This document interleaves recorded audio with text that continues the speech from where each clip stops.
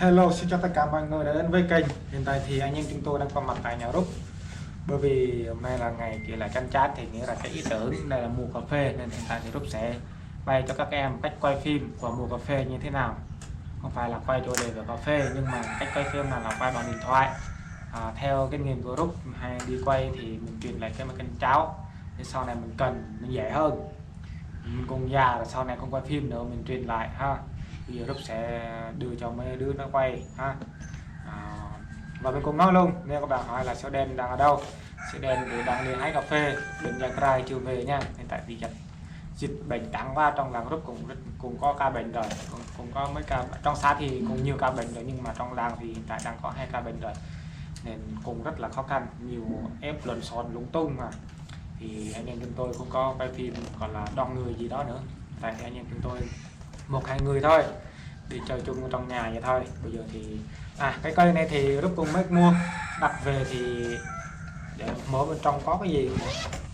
Cái cây này bởi vì bình thường thì Rúc cùng hay quay đứng tại chỗ ha, mỗi cần quay trong nhà thờ nên cần cái này Rúc cũng có gimbal rồi. Cái này để tí nữa Rúc dùng để quay bằng điện thoại luôn, cầm cái tay nó không có chuyên nghiệp, nó không có cái bản nó rung nữa ha. Cái này cái này thì nó trong cái kẹp điện thoại nha các bạn. Đây, tí nữa mình mở cho bạn xem luôn. Bây giờ thì trong cái này thì có cái cây pot thôi ha.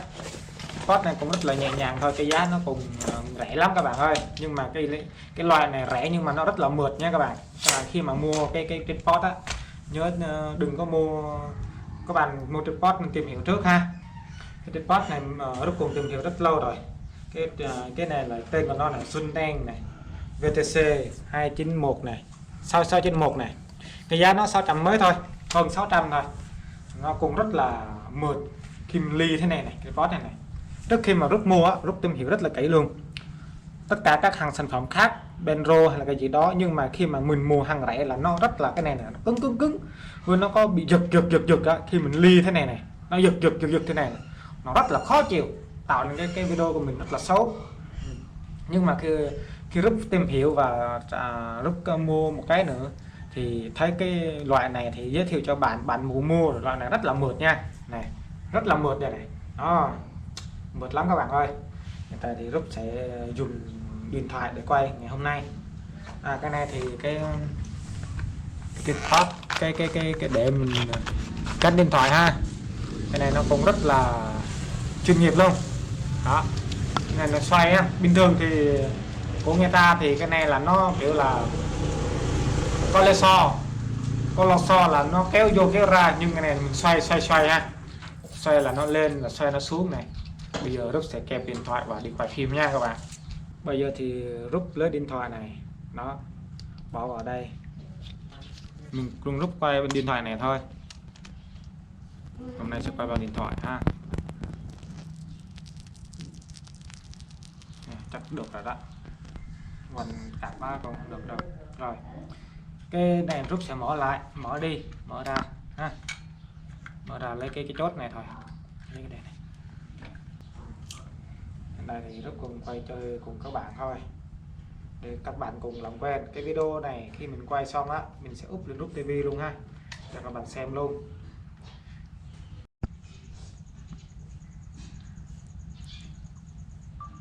Đó, như các bạn đang thấy thì hiện tại video đang quay bằng cái điện thoại, nói chung cũng rất là xấu các bạn ơi, nó không đẹp lắm. Đó, bạn kia đang cầm GoPro để quay nhé các bạn. Đó, nó im luôn, không có rung vì nó có cái chân mà.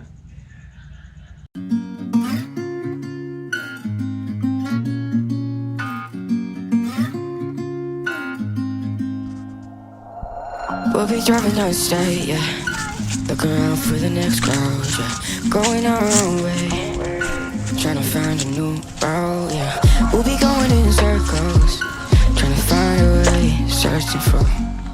Chào mọi người nha, hiện tại thì Rúc sẽ quay ở trên nhà này, cái phim ngắn này quay trên nhà này và quay xung quanh đây thôi, chứ không có ra ngoài để quay.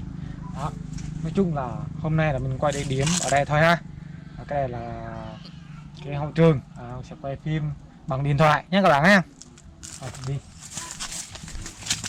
Cái nhà này thì Rúc cùng để lâu rồi, Cái này là cái choi của Rút, để Rút đang có vườn cà phê của nhà Rút nên Rút làm cái choi để làm mình nghỉ ngơi gì đó nó tốt, kiểu là nắng nóng mưa gì đó mình làm rồi mình nghỉ ở đây rồi mình chui vào đây mình trú mưa trú nắng ha, ăn cơm vậy đó. Bây giờ thì Rút phải mở, bởi vì Rút cũng có để cử ở ngoài như thế này sợ người ta vào uống rượu để phá ha.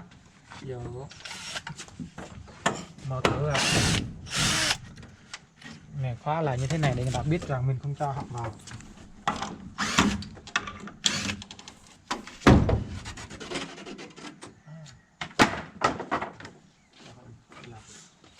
Rồi mình mở cửa ra đó, hiện tại thì chưa có doanh dẹp gì hết, bởi vì Rút chưa ở đây đâu, còn lâu lắm.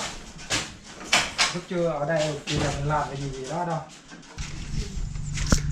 Rút làm nhà này cùng ô rất là nhiều tiền các bạn, nhiều cổ với lại tôn, bây giờ là rất là mắc tiền luôn. Nếu tính ra nếu mà cả trụ luôn á, mấy cái trụ luôn, nếu mà tính tất cả cùng nói chung là không dưới 15 triệu được các bạn, không dưới đó đâu, nó còn phải trên đó.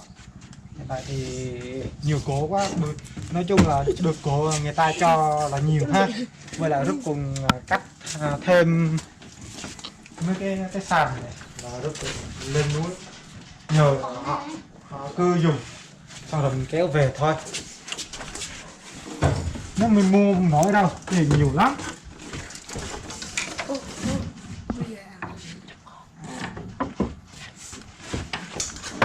Bây giờ mình sẽ bố trí.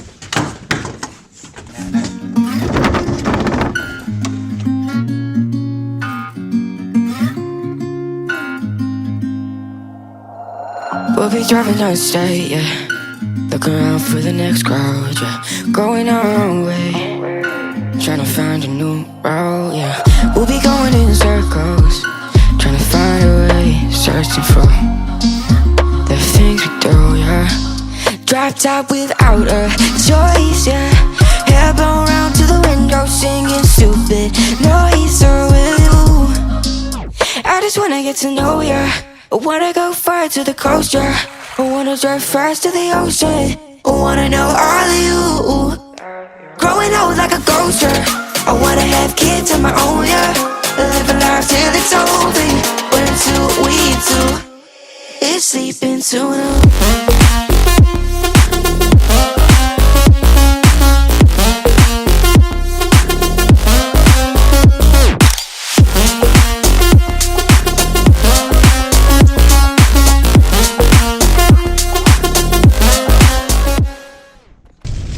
Bây giờ thì Rút phải hy sinh một cái cây nữa nha các bạn ơi. Trong phim phải hy sinh cả cái cây cà phê luôn này, cà phê đẹp luôn này các bạn ơi.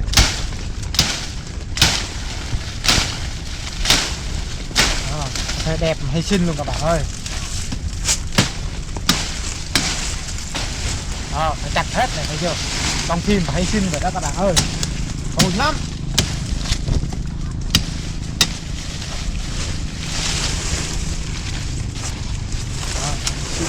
Ơi. Bây giờ thì đã chặt xong rồi các bạn ơi. Cái chặt này đó giả bộ là cái thằng bé nó hái bẻ này các bạn, bẻ này giả bộ thôi, bẻ hết thôi nổi đúng không, chặt cho nó vui vậy.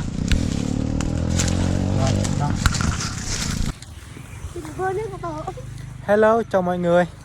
Bây giờ thì anh em chúng tôi đã kết thúc một buổi quay phim từ 3 giờ, hiện tại là đến 5 giờ rồi.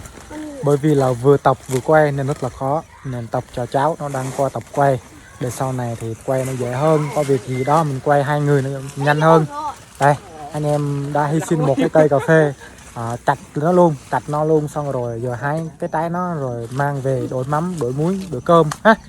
Bây giờ thì anh em chúng tôi kết thúc ở đây, bây giờ là tối rồi các bạn ơi. Như các bạn đã thấy thì máy ảnh là không có đẹp nữa rồi, mình là tối rồi không đẹp nữa. Đây là Vinh Nhí này, đây Phúc ơi, đây là tên là anh Phúc nha mọi người. Đây sau này sẽ là một diễn viên tương lai của Rút TV đó. Đó, nhìn mặt nó cũng có duyên giống như Sudan đó. Hiện tại thì Sudan đang đi làm cà phê nên anh em chúng tôi sẽ quay phim sau. Bây giờ để quay với siêu Phúc, sau này Rút sẽ đặt tên là Phúc Tâm ha, còn là Phúc Đen đấy các bạn ơi. Phúc Đen Phúc Tâm cũng được đúng không? Đó, quay phim vui không? Vui đó ha. Cảm ơn các bạn đã xem video này, hẹn gặp lại một video hẹn gặp lại các bạn một video tiếp theo hay và thú vị hơn. Bye bye.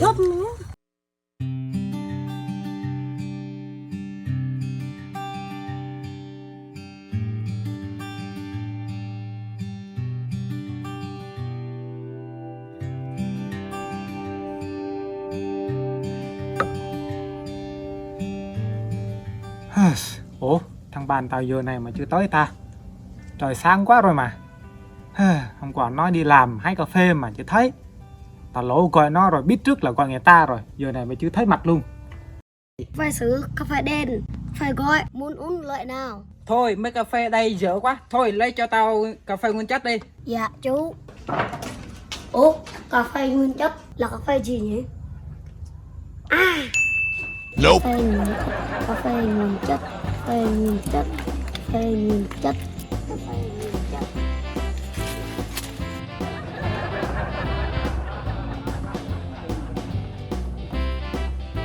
Nope.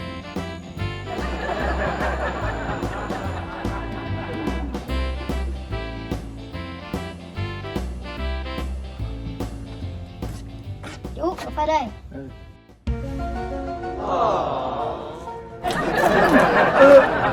Cái gì đây vậy chứ ơi? Cà phê muốn chết. Ba mày coi chừng tao. Lên, lên, lên, lên.